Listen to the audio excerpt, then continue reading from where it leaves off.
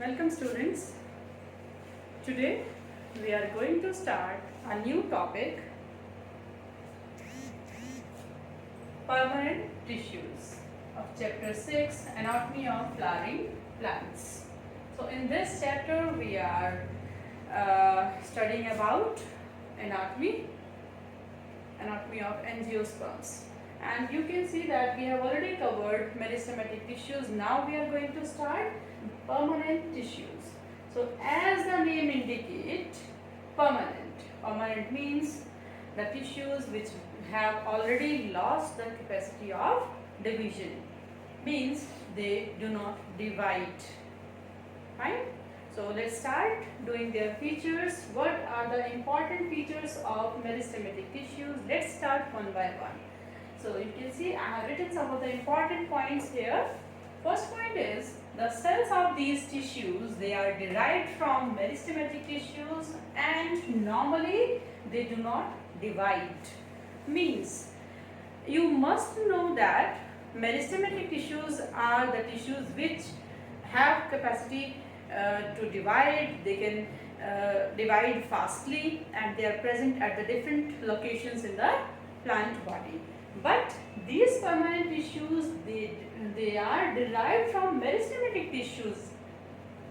It means when the meristematic tissues, they lost the capacity of division. Listen carefully. When these meristematic tissues lost the capacity of division and they start differentiation process, at that time they will change into permanent. That's why we are saying that here that these cells are derived from meristematic tissues and they normally do not divide. But in some cases, cells of permanent tissues divide either partially or wholly. Fine. So coming to the second point, you can see the cells are fully differentiated. I already said in first point that the cells of this tissue, they are fully differentiated. So here the differentiated word should be clear to you. Differentiation is a stage at which the cells started performing their functions. Okay. So here also same thing is happening. That the cells of the permanent tissue, they start performing their functions. This stage is called as differentiation. So here the second point is the cells are fully differentiated. They started doing their function. They started performing their functions. Now these cells may be either living or non-living. Means both kinds of cells are present in this tissue. And the cells of this tissue, they can have either thin walls or thick walls. Fine. Cell wall can be thick or thin.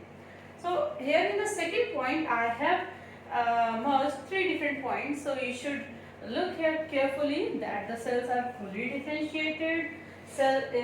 A cell may be living or non-living, and the cell walls can be thin or thick.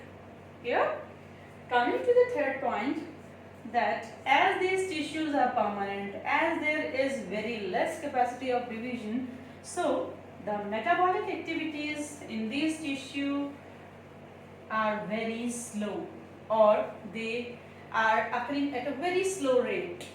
Here, it may be simple or complex. Means permanent tissues can be simple or complex. Okay. Now here I have to clarify the difference between simple and complex. So that we will do with the help of this flow chart. So you can see that this flow chart is describing that there are two types of permanent tissues mainly. First is a simple permanent tissue, second is a complex permanent tissue. Simple permanent tissue, second is complex permanent tissue. Fine. First you should know the difference between these two. What is the main difference? That simple permanent tissue is composed of one kind of cell. Only single types of cells are present in this simple permanent tissue. Clear? While in complex there will be different kinds of cells. They will work together as a tissue. Means main difference lies in their composition. What is that? Simple permanent tissue is composed of one type of cells, while complex is composed of different kinds of cells. So let's make it more clear. So you can look here that simple type of permanent tissue, there are three types of simple permanent tissue. First is parenchyma, then collenchyma, and then sclerenchyma. Clear? These are the three different simple permanent tissues. These all have their specific features. Clear? Coming to the complex permanent tissue, there are only two in the plant body. First is the xylem and second is the phloem. And I hope you must have heard about these in the class 10th too. Xylem conduct water and minerals in the plant body, while the phloem conduct food materials from the site of synthesis to the site of requirement. Clear? So I hope that the outline about the permanent tissue is clear. Now we have to discuss these types of permanent tissues in detail. Clear? Let's start with the simple permanent tissues. Simple permanent tissues. As we have already done in the flow chart, that there are three types of simple permanent tissues. So you can see on the screen also I have written all those three. First is parenchyma, then collenchyma, and the third is sclerenchyma. So let's start their discussion one by one. First is parenchyma. Okay, and I have drawn their figures here.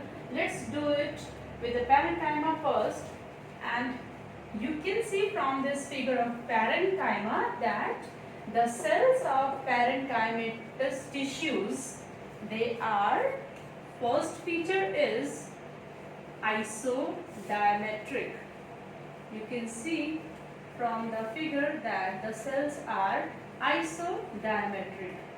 Isodiametric means these cells have almost same diameter, right? And you can see the shape of the cells. They can be oval, round, spherical, and sometimes polygonal too. Clear? So they can be either compactly arranged or loosely arranged. So whenever they are loosely arranged, they have some intercellular space between the cells. You can see these cells are oval in shape, and because of their shape they will have some intercellular space between the cells. Okay? Now coming to the functional part of the parenchyma. So you should know that the parenchyma is generally living in nature. So I should mention here, the cells are generally living in nature, and the main function is to store the food. I am writing here itself. They help in storage of food primarily. Apart from this function, sometimes if they have chlorophyll in the cells, if chloroplasts are present inside the cell, then at that time we will call them as chlorenchyma. Fine? So there is one more type of one more kind of parenchymatous cells, which is chlorenchyma. Chloro word indicates the green color. So chlorenchymator cells contain chlorophyll, and that's why they are able to perform photosynthesis. So chlorenchymator cells, they perform the function of photosynthesis. Apart from this, one more kind of parenchymatous cells are present in the aquatic plants only, which is aerenchyma, A-E-R-E-N-C-H-Y-M-A, aerenchyma. Aeren stands for air. Okay, so in aquatic plants, as you all know that they keep floating on the surface of water. So in these kind of plants, these aerenchymator cells are filled with air, and they provide the buoyancy, and this way they help in the floating of the plant. So they provide buoyancy.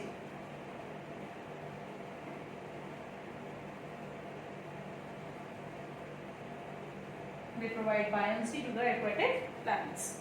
Here, so you can see there are the parenchyma functions are mainly to store the food, and apart from storing, they perform photosynthesis too if they have chlorophyll, and if these parenchymator cells are filled with air as it is in the aquatic plants, so in these plants, this parenchyma will provide in floating, in helping simply helping in the buoyancy, to provide buoyancy to the aquatic plant, so that they keep on floating on the surface of water.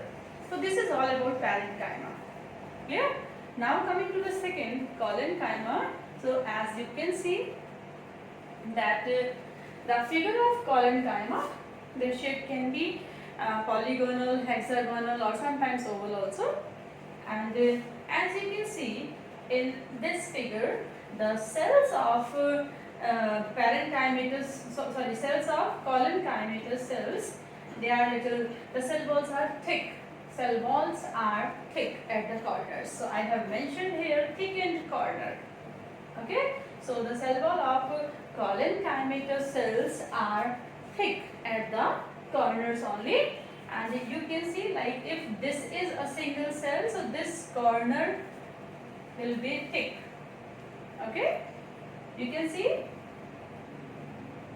all the corners will be thick. There will be some deposition of substances. Which substances can be present? I have marked here with the initials. These cell walls are thick either due to the presence of cellulose, hemicellulose, HC, hemicellulose, or sometime it can be pectin. So it depends which kind of which type of plant is there. So depending upon the type of plant or the species, the collenchymator cells will have the thickened corner either of cellulose or hemicellulose or pectin. Clear?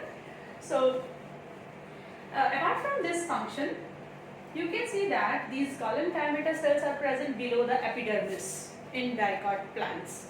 Means wherever the young tissue is there, like young stem, young leaves, there only these tissues will be present. Clear? And even you can see there is a great amount of protoplasm present. Protoplasm is this dotted structure. Okay, you can see a great amount of protoplasm is present in these cells. They are also living in nature. But what is the main function of collenchyma? Main function of collenchyma is to provide mechanical strength.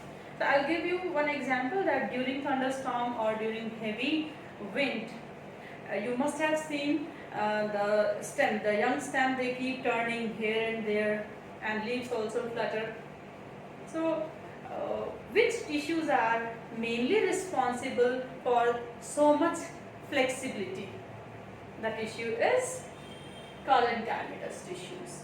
Okay, so main tissue which is responsible, which is providing flexibility in the young parts of the plant, that is collenchyma. It is also living in nature. So I hope these two are clear. Fine. Moving to the third, sclerenchyma. Sclerenchyma, this is little different from these two, as it is almost dead in nature. The reason is the cell walls of this kind of tissue generally have deposition of lignin, which is very thick waxy material, and due to the deposition of lignin only they become dead, and the lumen of these cells is very thin, very less area is there. You can see very small lumen is present. Okay, although you can see here there was a quite big lumen present in collenchyma cells, and even parenchyma also have a great area in lumen. So in sclerenchyma there is very small lumen present due to the deposition of thick lignin. Okay, now you can see I have written some important points. They are usually there, we have already done, and due to this nature they are almost devoid of protoplasm. There is no protoplasm. Protoplasm generally represents the living part of a cell.